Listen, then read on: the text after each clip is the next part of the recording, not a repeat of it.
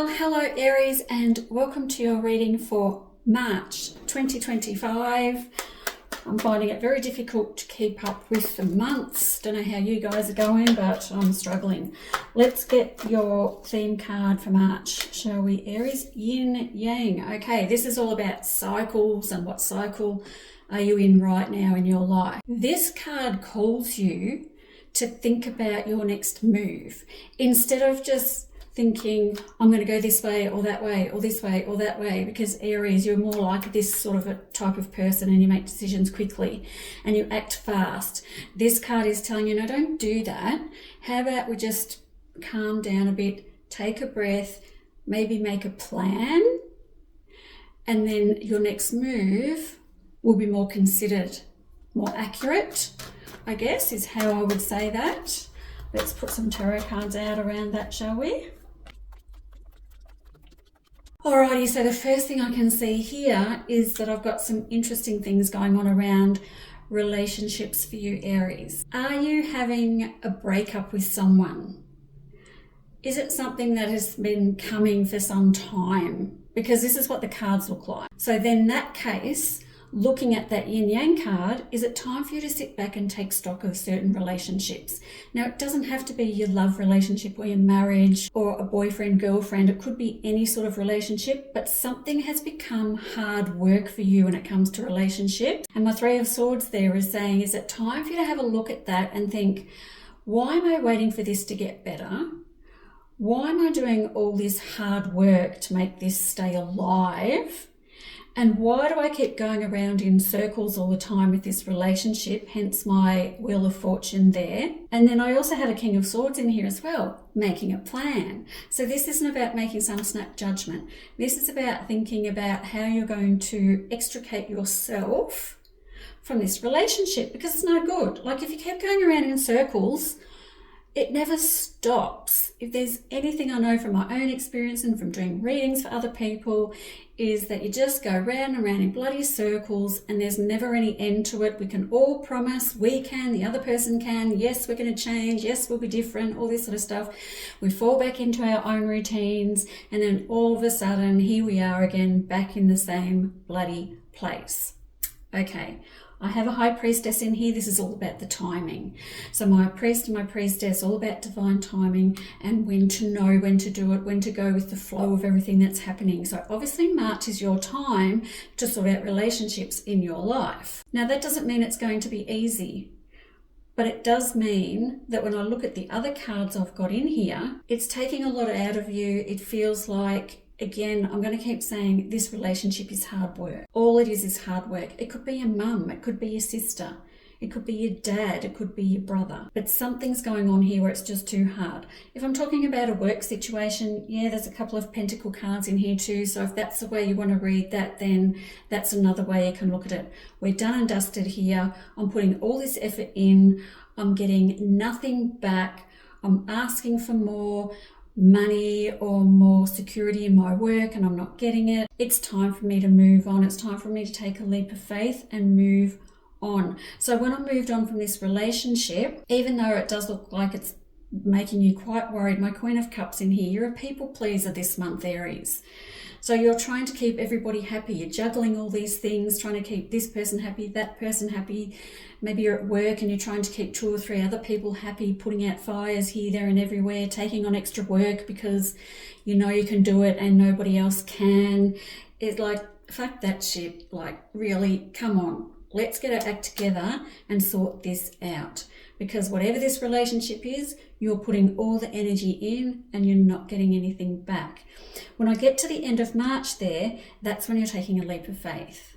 Okay? And I like that. I always love having a Fool and taking a leap of faith. So you're basically taking a leap off the Wheel of Fortune, which means you're going to be going around and around circles, and you've already come up with a bit of a plan down here. So you've planted the seeds in your own mind and you're thinking, what am I going to do next? And then boom, you take a leap of faith. And then straight after that, I've got the 10 of Pentacles and the 8 of Rods. Now those cards are all around happy families, happy endings. My 10 of Pentacles is a real happy ending card. So it means that the decision, whilst it's difficult, is going to be a happy ending. I also have wishes fulfilled in here as well. My Nine of Cups, wishes fulfilled. So all of this stuff going on here. If you want to improve your life, your work, your love life, you have to take a leap of faith and do something different. And then the offer coming in here, the Eight of Rods down here, which could be new beginnings in a relationship. Like you finish this relationship, there's an offer or a date offer or something coming in around that too, and there's an offer coming in. Or if you're leaving a workplace, there is an offer coming in there as well. So you're planning around getting another job or moving on to some other place is also coming to fruition, and there's an offer coming in there as well. I love this, Aries. We're starting out a little bit rocky, not going to lie, but the end result in here is you are going to take action, and there is going to be things that you implement, and they are going to work out in your favour. Don't work yourself down into the ground. Answer the call. What is your soul calling you to do? Again, there we go. So I'm saying take a leap of faith. It's all going to happen in March. And then this card, answer the call. So you already feel like something isn't right. And what is your soul calling you to do? Big questions with some big answers, but again, we're answering a call and it's over the top of my King of Swords, so I've got to make a plan. Don't just go, oh my God, we're making a plan before we take the leap. We're not just, boom, taking a leap, okay? It's really important for you to plan. Protection, call back your power, cut the cord, soul retrieval. Another great card which really represents what's going on here, the breakdown of a relationship, whatever it is. We build these cords of connection between us and these other people. And when we leave those relationships behind, we leave a little piece of ourselves with these people, especially if it's a love relationship. You leave a piece of your heart behind, a piece of your soul behind. You love this person. You've got to call it back. It's hard to do, but it's easy to do at the same time.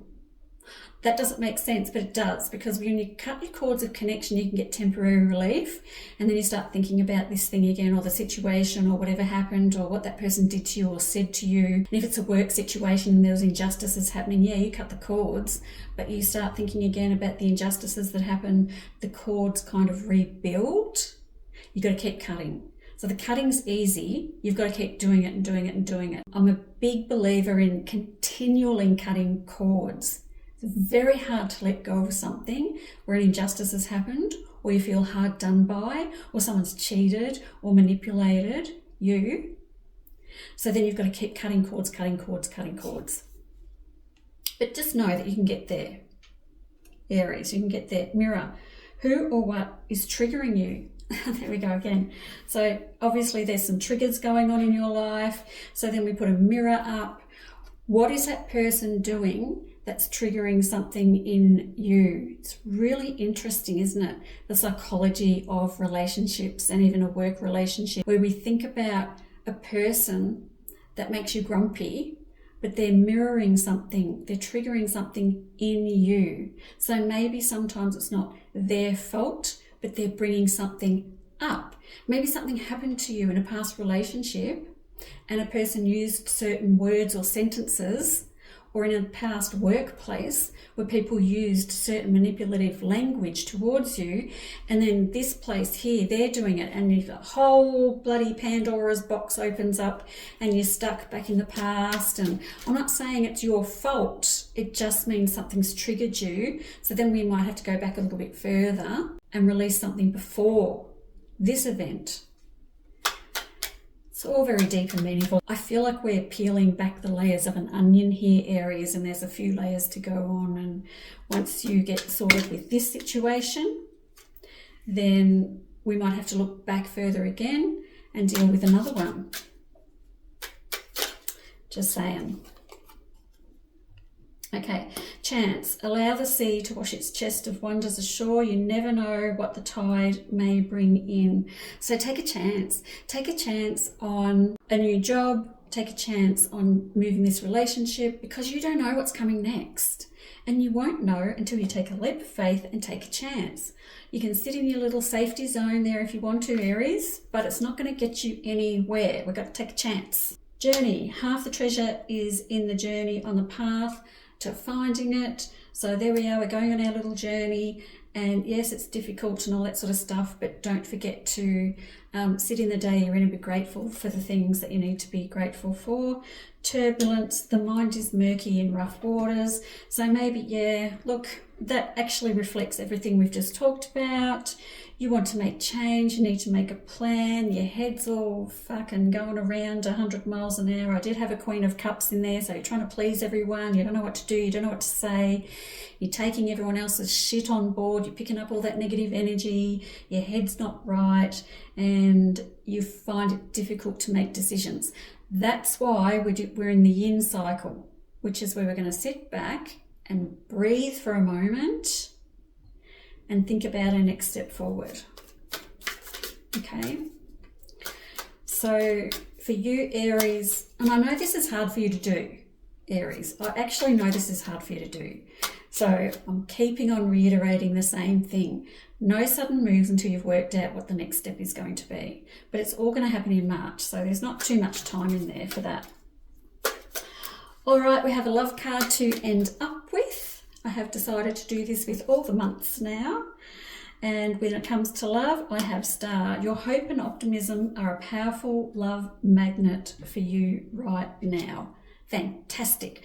So even though you're going through all this rough stuff and we've got endings of relationships, it looks like your magnetism and your powerful love magnet, I suppose, is still working. I have to say, I do find Aries quite magnetic when I meet them. There is something about you guys, I have to admit that.